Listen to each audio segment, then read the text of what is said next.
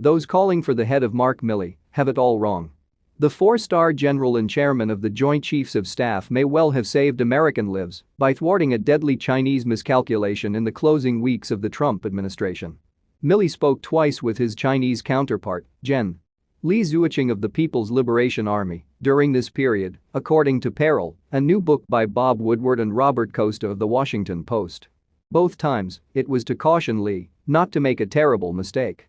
China claims control of 80% of the South China Sea, something the United States and other nations reject. The result is that American naval forces conduct fleet exercises in those waters or sail through to demonstrate freedom of navigation rights. The Chinese hate this, complain bitterly, and yet accept these are not acts of war. But what if one day they concluded otherwise? What if they decided, because of a wider-ranging series of extreme circumstances, that a U.S. destroyer steaming into the sea was this time part of some coordinated attack? They would believe that every second they failed to act only compounded the hazard to Chinese lives. They might sink it. The United States would be compelled to respond in equal or greater measure. China might then do the same, and where would the violence end? Might there be war? According to Peril, the Chinese had intelligence in October that the United States was planning such an attack. At the same time, President Donald Trump was engaging in ever more belligerent rhetoric toward China. That's when Milley made his first call to Li, with whom he had a long working relationship, assuring him 4 days before the election that no U.S. attack was coming. Gen. Mark Milley, chairman of the Joint Chiefs of Staff, testifies on Capitol Hill on June 23, 2021. The second call was 2 days after Trump provoked a mob into storming the U.S. Capitol to stop Congress from performing its constitutional duty of officially declaring Joe Biden the next president of the United States.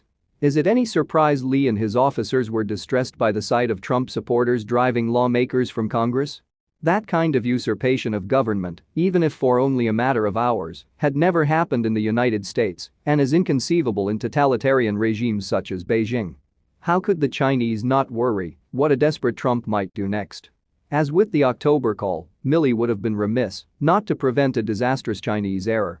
We are 100% steady. Democracy can be sloppy sometimes, Milley assured Li, according to the book.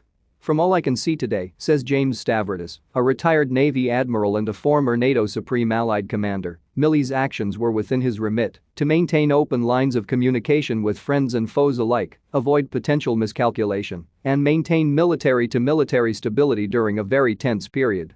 There have been calls for his resignation over a comment the book says Milley made to Li during the October phone call. General Li, you and I have known each other for now 5 years.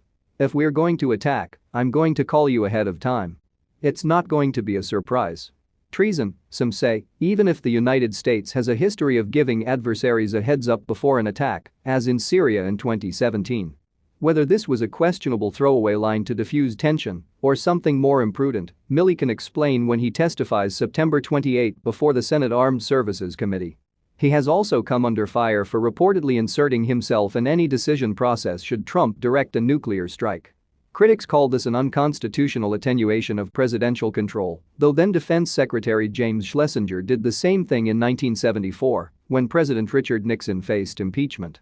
Many say it would have been better, rather than making phone calls to Li or discussing nuclear codes, if Milley had resigned and alerted the public about how unstable and dangerous he believed Trump was. That would have certainly been a profound move. But it would have stripped Milley of the ability as the nation's top military officer to intervene and defuse a potentially lethal miscalculation in the South China Sea.